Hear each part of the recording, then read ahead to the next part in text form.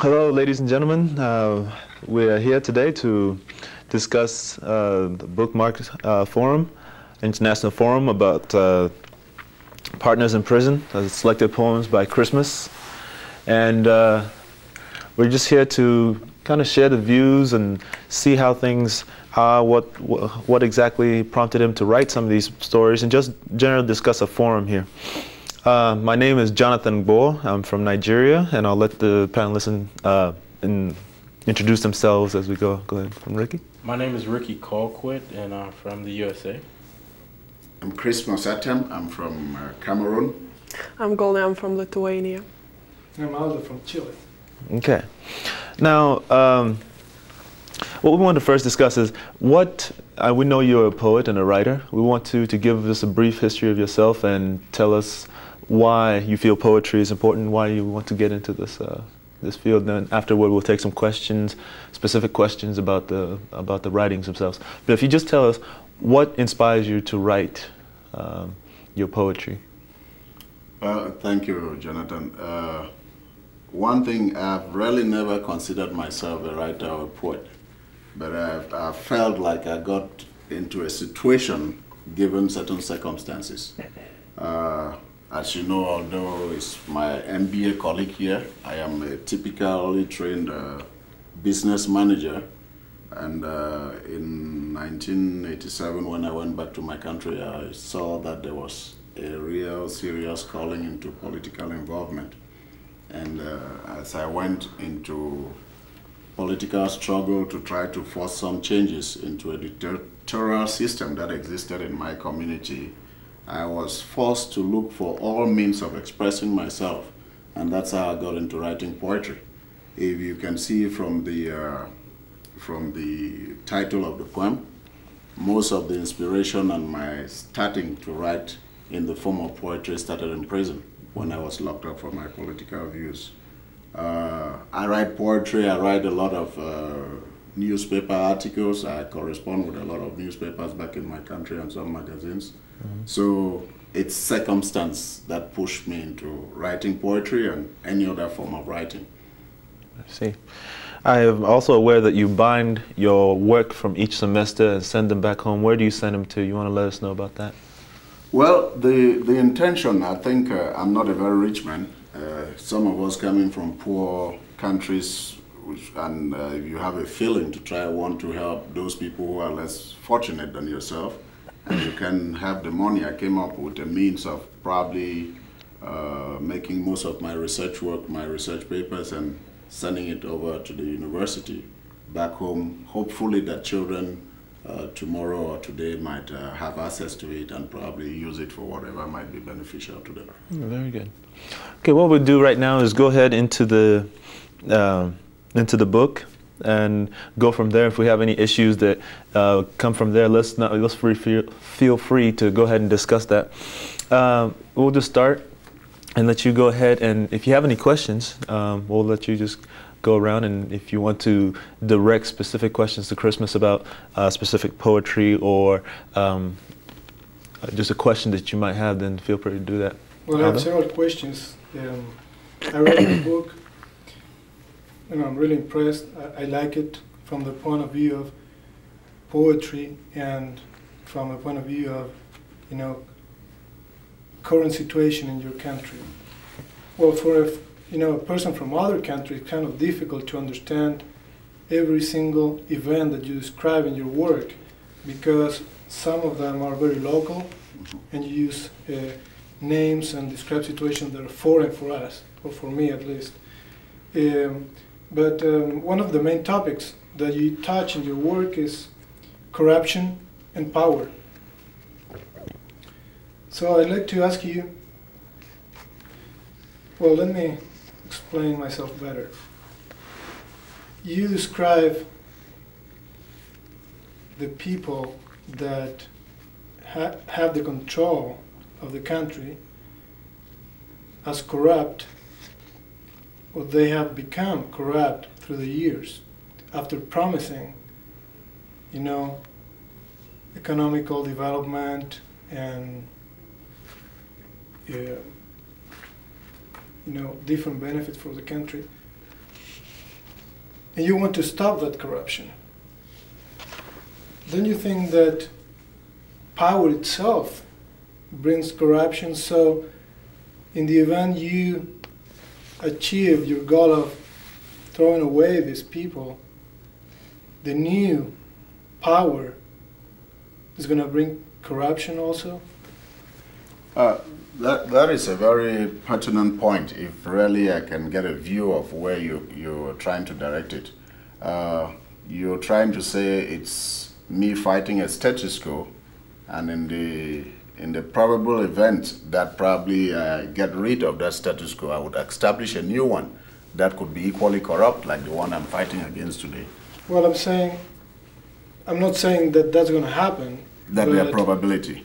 But there's big chance of that to happen. Okay. How can you avoid corruption and, related to power? Yeah. Okay. Let me make one point clear. I am not a partisan politician or political activist. I am not involved in any political group that is fighting to replace another in power. I am fighting under a political organization that is a pressure group, and what we try to do is to create the appropriate structures that would control those corruptions to make it fair and set all the checks and balances for politicians to play politics. So it's not tomorrow that if the president of Cameroon is not there, Ebini is going to become president because he's been vocal against the president. I'm not running for any office. If at all I would run for any office, I assume that it would be unfair for anybody in my position and my vision to fight against a system with a view only to replace that system with his own system. What I'm fighting is for a mass movement for all the people to come together and build the right structures that would control corruption. Nobody in himself can go anywhere to power and say he will stop corruption. What do you have to do? There must be workable structures that would set appropriate checks and balances to control those corruption. And that is what I'm doing. What I'm saying is that this guy, you put me in the position of a president in any country that has absolute power, even over the constitution of the land, to do things, every human being, except it's one that God just created and dropped to come and do goodness like Christ, he would have the tendency of getting to the extremes. So I am not really like condemning a certain president who is a dictator there. I am saying that, okay, it is enough, this is time for us to change the structures. Let's change this system. This system has not worked. This system has eroded citizenship from the whole citizens of the country and put it under one person who determines everything about the nation. Let's all stop partisan politics, come together and make the right laws that we want for the land and build up the right structures. And then if we want to go into partisan politics, we can go into partisan politics. I cannot say that I'm better off than a president who is there now because he's corrupt. If I am there with such powers too, I might be worse. But let us put the right structures that might control the way we do politics. Does that answer the question? Yeah. Okay. So were you referring to a specific, to the just general theme in his writing, or were you referring to a specific no, just piece? As a general topic, because most of the work here refers to power and corruption. So I thought it was interesting for me to learn how he sees power and corruption, if they relate, if they're directly related, or they just happen. Well, the reason. Oh, go ahead, Ricky. Oh well, I had a question about. I understand you're trying to push to I guess correct the system. Is there some system that you already have in your mind that you'd like to see take place? Yes. we have already started to a certain level. We've put one, but let me give a brief, maybe it's fair to you guys for me to give some form of a brief history, political history about my country. My country normally is supposed to be a union of two countries. Okay, one section of the country, and after the Germans, you know, their colonial masters in the first, was administered with Jonathan's country, Nigeria, for about 40-something years until 1961. So the Cameroons, when you hear most people will call Cameroons with an S, which is referring to a union. So there are two countries that came together. They were originally together, but the world politics split them up. So what is happening is we came together to form a democracy of a federal structure, just like the United States is. But with political manipulation down the line, where we had multi-parties, multi-political parties, many political parties with opposition and the ruling and all the like, it eroded to where all of the political parties through political manipulation were merged together. So since 1965 until 1990, my country was a country of one single political party, which is close to anything like a dictatorship. So always we've only had two presidents in about 35 years. And there's always been one candidate for presidential election, no opposition candidate. So since in the late 80s, we started movements, and we have over 100 political parties now in the country.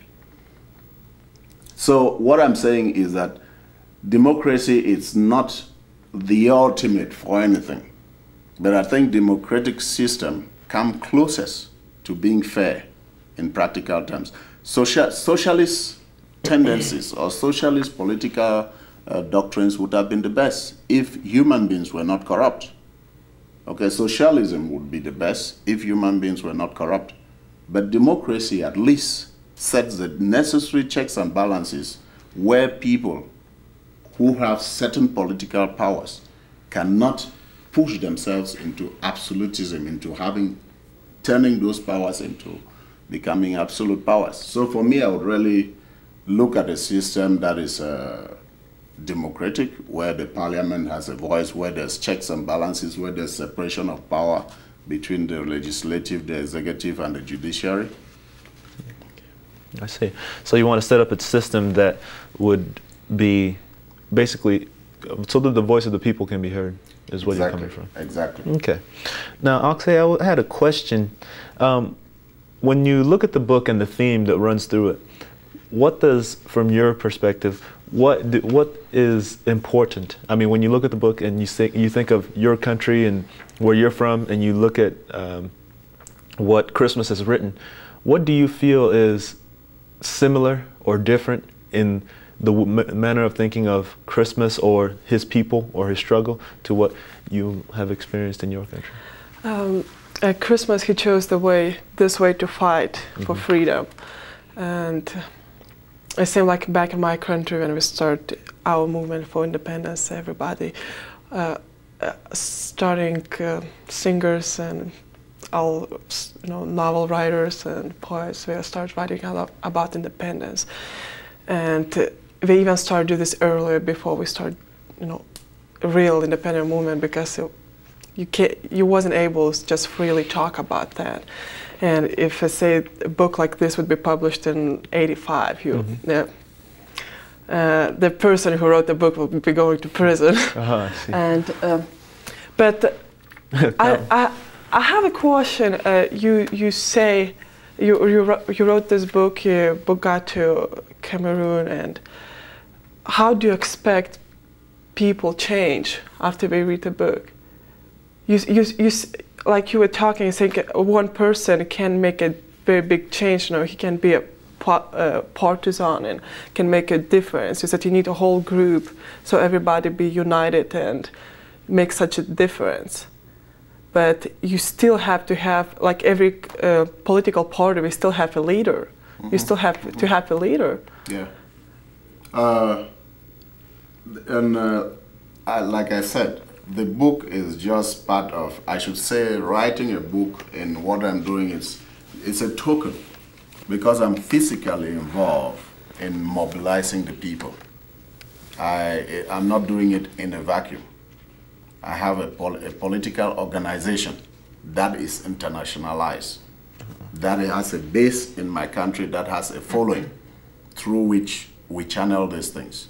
But there are many other members, many other activists like myself, who are there. They express themselves in the forum of meetings and demonstrations and all the like. But I have the extra gift of communicating in this forum. So I write the book. But we still have many other forums. I'm engaged in the lives of the people. Not only writing, there are people who read. Not everybody can read. But actively we are with the people. We work with them to send our messages. We have leadership at all levels. Does that answer your question? Yeah. So you see yourself as a fighter through the book, through this book. And like I said, the book is just a token. I am a fighter already. Without the book, I will still be fighting. Okay. Okay, you see, and right here I could show you. I have other. That is just a big publication. I have other books, like I correspond with this paper, daily newspapers. I write on daily newspapers. And this is a local, I think I have it here. This is a local newspaper. I write articles that people, this one is easy for anybody to buy this any day and read, right? Mm-hmm. So even here too, we'll send our messages. If we have information to send, we send here and talk, we contribute, we try to educate the people, to tell them what we are doing. Like this is an article on me, that I wrote, that was published, state and the government. So when a person who cannot buy this book or who cannot read, can read here, can buy this on a daily basis and read normally what kind of vision, what is it that we are doing. And then we put out communiques and all that all around, and people get mobilized. This book is really not an end of anything. Not everybody who is a political activist can write or would find the time to write. But if you can, it's another forum to express. But I see that there is a certain freedom to publish articles like that in your country. Is that true? Is there a certain degree of self-expression? Yes, we are progressing. We are progressing. Why most of these dictators were able to really tie down most of these things like freedom of press and all that kind of stuff is because they left their countries closed. They were not open. But fortunately for most of us, after the fall of the communist bloc, there was a lot of international opening of most of those countries. In a way, if we make a demonstration, it is heard all over the world. And so most of these people try, even though they were suppressing people in their countries, they gave very good images of themselves outside in order to get monies from World Bank and all of those other institutions that give out loans and all those other things. But right now, if you see a paper like this, I was arrested once for when the police saw this paper and saw my picture on it. I was arrested and detained. Most of these guys smuggled these things out when they print them. Because even at the printing, some of the press where these things are printed, they are permanent police stations they already created to make sure that the papers that go through have a kind of institutionalized censorship. So they don't just make the article and take it to the publisher. They have to go maybe and bribe even somebody in the censorship office that gives them a document that they would have to show the police before they can allow their articles or their papers come out to go on the stands. So it is still a little bit of it is opening up, is cracking up, because we are getting the masses behind us, and they are pressuring the government, and the government is finding itself incapable, and it lets some of these things go through. But there's still a long way to go. There's a form of expression coming up, but it's not adequate enough. It's only comfortable enough for the dictator to give himself a good look outside the country. Oh, and consequently, I'll say what you said. Yeah, the poetry and the music, they normally precede the mood of the people and what's going to happen. If you look at the music of the people and what their writing is, you'll see what they want, and eventually those things will come about. So I believe Christmas, what he's doing here is quite important, because poetry and music and arts, you know, the arts usually lead us to see what's going to happen in the future, and this is what is on the mind of the people. And I believe, being a Nigerian, I see that this is what's on the mind of the people. Having no private sector, having people who are very low class, and someone like this to write on their behalf is very important, not only for them, but I believe also help a country like Nigeria next door. What I do want to do is I got Auxe's opinion. I'll come back to you, Ricky, in a moment with the same question. I got Auxe's opinion about what kind of view you see from her country, from her perspective. What do you see when you look over into Africa from where you are, or to what Christmas has written? What do you think of? Do you think, do the people there think that it's something it's their problem? Is it something that's, what is the perspective? What is the attitude towards the African countries, or Cameroon in particular here, from your people over there? Well, to tell you the truth, there is little information about Africa in South America. In my country, Chile, we really don't hear much about Africa, unless, you know, we see Africa as just problem. One big problem. But I know that that's, you know, is distorted by the news. I mean, bad news sell, so that's what people want to hear. But we really don't pay much attention to individual countries.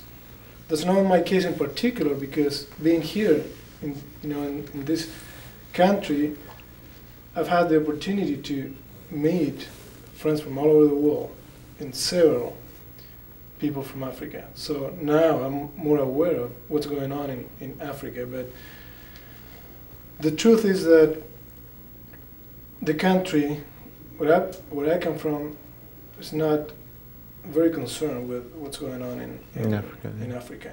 And there is so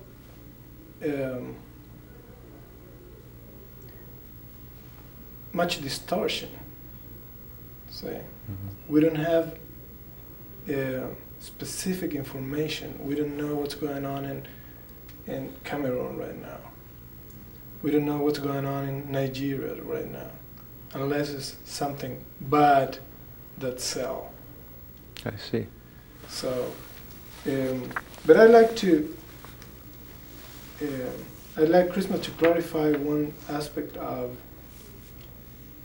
his movement, and as I understand that Cameroon was once two countries, and before one, and those two countries have different, let me put it this way, colonialism background. Yes. English and French. That's the best way to put it. So your movement is pushing for an independent English Cameroon, or a unified Cameroon where the English part has voice and can elect their representatives in the government. What's the main purpose of your movement?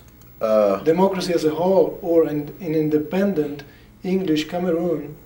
Let me put it this way, English, maybe that's not the correct term.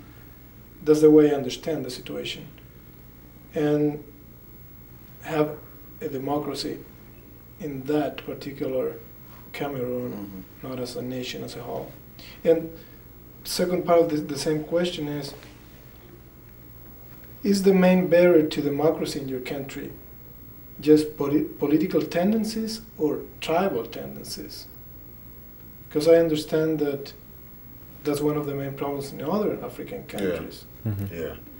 Those are very. Maybe I should answer the second question before I go to the first. No matter how many tribes, there are so many tribes in Cameroon. I mean, in the whole of Africa, to say per se. No matter how many there are, as far as division and unity is concerned, the lives of the people, where they are, where they should be, and all the like, is politically determined. It's not ethnic. As far as ethnicity is concerned in Africa, Africans don't have problems with themselves. He is from Nigeria. By our very African nature, he will be a brother. That's how we are. I mean, we have almost the same, if it's Bantu, we have the same kind of cultural understanding.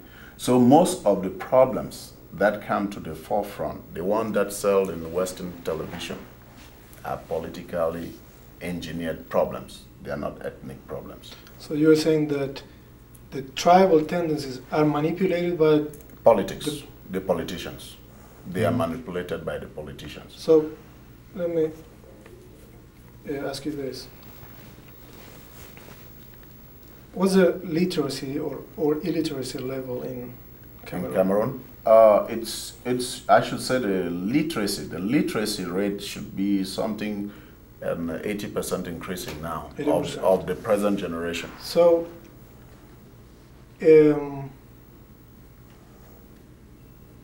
those people shouldn't be easy to manipulate, right?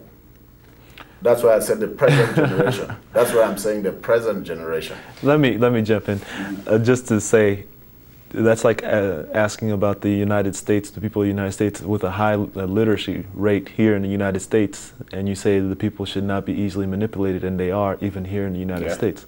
So I believe it's not only a matter of literacy, but a matter of education. Well, yeah, that was where I was going. Okay, I'm sorry, I didn't. No, that's fine. You know. Well, you see, political manipulation is a very. I'm trying to relate this to tribal problems. Yeah. Because, see, I'm not. I'm just asking. I'm learning. Yes. You're saying that tribal tendencies or beliefs are manipulated by politics or politicians. Yeah. But how do people think about that? I mean, are they aware? Because you are aware of that. Are the rest of the population, is the rest of the population aware that they don't have tribal problems? Because if you see, well, the news, what's going on in other countries where there are fightings caused by tribal rivalry. Yeah, like killings, like Rwanda? Right. Okay, if you look at Rwanda, if you look at Rwanda and look at the fighting, it was a military fight. It wasn't like civilian fighting. There were the military, guns, and all that killing. People, civilians in their ethnic or villages don't have guns, and they don't fight with guns. They don't have uniforms to go fight. So when you see uniform everywhere, and you see guns, and you see bullets, that's politics. Common people, me and Jonathan, we go and drink our palm wine in the village somewhere, square. We don't carry guns.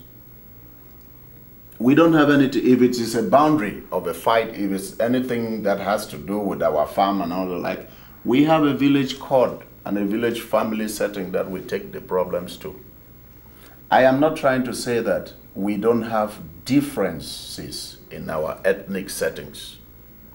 But before even the white man's civilization, excuse me to use that expression, came to Africa, Africans had a structure of solving differences, of solving problems, of constructing regional warfare and all that kind of stuff. We had all of those things. The present, we even have people they call the Bushmen, people who have refused, like even in America here, to accept to embrace civilization. They live in great harmony among themselves. They don't have fighting. The places where there's fighting would be more in the cities where there are the big Western structures than it would be in the villages. A few people might have problems over the boundary of their farms in the villages, but those are easily resolved and they don't get into international kind of publicized conflicts. Anything you see international, know that it is coming from politics. It is not really coming from the tribal differences. So there I'm telling you that we have ethnic problems, and probably part of our division might be that we have these ethnic problems. But colonialism and our attachment and linkage to the West has its advantages, but a series of disadvantages too. Because if normally probably I look at things, if probably we did not get involved into the colonial masters and all the like, we might not have been able to have a common language. I don't know, probably not. So I can correspond with somebody in my little country. There are about 200 ethnic groups, people who speak probably 200 different languages. So it is easy now for me to move all over the country and talk more commonly in French or English than I would talk in an African language. But all of that still is a political confusion from colonialism. I believe it's political confusion from colonialism because before the First World War in the 18th century, or in the 18 something when the scramble for Africa started from the Germans and all that, Africa would have come up with something that was common African to itself. It might not have produced computers. It might not have produced the skyscrapers. It might not have produced the jets. But at least it would have given the people a sense of harmony and cohabitation that would have been rid of the mass destruction that goes on right now and the greed that exists. So that's where the ethnic problem I would relate to. Most of African problems that you would ever read from your books or know about, even if they tell you that it's the Tutsis against the Hutsis, there is the political hand right there. And if we follow the Rwanda crisis, we would go and see the dirty hands of France rubbing all over it. Just like our other problems. Like we elected in 1992, we elected a president. And the incumbent whom we wanted to get rid of arrested the person who won election and kept him there. There is nothing we could do because France did not want the person we voted and wanted the person who was there, who is the dictator, who is still there, because he is pro-France. If we wanted to resist that violently, you would have been hearing us on the news like you are hearing Rwanda. So those are the problems of Africa that it takes a very serious Pan-Africanist mind. I'm not like saying that all of our problems should be put on the West, because some of our people are just renegades. That at this level, we should not be sitting and having political rulers who make us depend completely on other people to take care of our problems. We should be able to have interdependence with other countries, with Chile, with America, but not necessarily be enslaved still to America or to France telling us how we should run our country. Do you think that a book like this really help the people to build a sense of democracy and push toward this better political order? Yeah, which brings me to your first question. I'll join it with your first question. When I went to Cameroon in 1987 from America, no, you could not talk. Most people have been, just like you said yesterday, Ricky, about People have been beaten. When people have been beaten, they remain there. People have been used to certain words like federation were taboo in my country. People could not even pronounce the word federation for fear they would be arrested. When I went to Cameroon, I had many company jobs that I could work, but I looked around. If I worked with after I stayed in the country and I saw what was going on, if I worked with a company, I would pay total allegiance to my employer, who can fire me at any time. So smart enough, I decided to take a state job, because with the state, I have plenty of time. And nobody can fire me without, say, a big ado about anything, because I am a government worker. And that gives me time to get engaged into many things.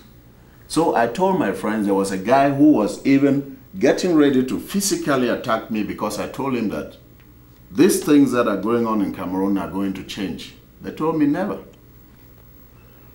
They said never. So one thing, a minister was visiting a school where I was teaching, and they asked us to contribute money to receive the minister. I said no.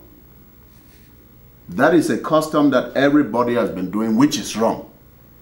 A minister comes. I say, I go to where the minister is. He has never received me. If the minister is coming to my place, it is my own heart that would extend a hospitality to him. You cannot write official notes to coerce me to remove money to make entertainment for the minister. It is wrong. But that is what my colleagues, equally educated like me, have been subjected to for many years. But once you stood up with fear of nothing, and you looked at your boss and told him no, and you stood firm, and you didn't do it, people don't want you to see people who just complain that things are wrong. They want to see you implement something different. So when we started being bold, that's how people started joining us. And gradually people started saying no to certain things that the government was doing. Gradually people are building up. Gradually we had political parties that were launched and forced on the government. The government did not have anything but to accept it. Now gradually the next fight we are doing now is for a constitution. And what is the kind of constitution that we are saying? The constitution that meets the vision that I was just telling you here, that can check any politician, that would separate all those public structures. And that is where your other question, my organization started. When I started this fight, it was to change the whole of Cameroon. Then I found out that most of the following that I was getting were people on the side of the side of the country. I am in a dilemma because I come from both sections of the country. My mother is from the French section and my father from the English section. So both people, I have the blood of both people inside my vein. But then again, I find out that the people on my mother's side are too attached to the French, and they just want to be very satisfied with all the wrong things that is going on.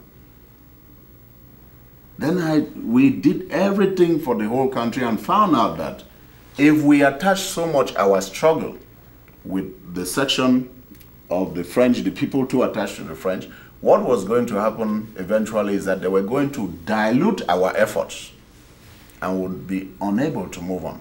So what we are doing now is that we are pushing for abolition of the union.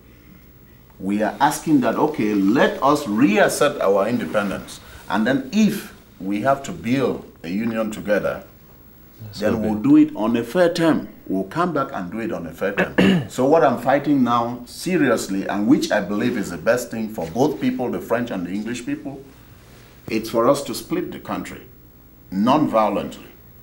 And then if we want to renegotiate a new contract, we come together and make a new contract with a new generation of new minds. I see. Well, I haven't brought my question back over here to Ricky in the States. I want you to get your opinion about the Black American view about the suffering that, or the issues that we've been discussing? What flavor can you bring in general? Why do you think that there's such apathy in the States about the problems that are going on in Africa? Well, it's probably the same situation as in Chile. It seems like we should have a chance to understand what's going on in Cameroon and Nigeria, but exposure here in the United States is not that big. We see commercials on TV. Children in Africa are starving. That's probably the biggest paradigm people have of Africa. The other things are wars. I mean, what is there to think? The people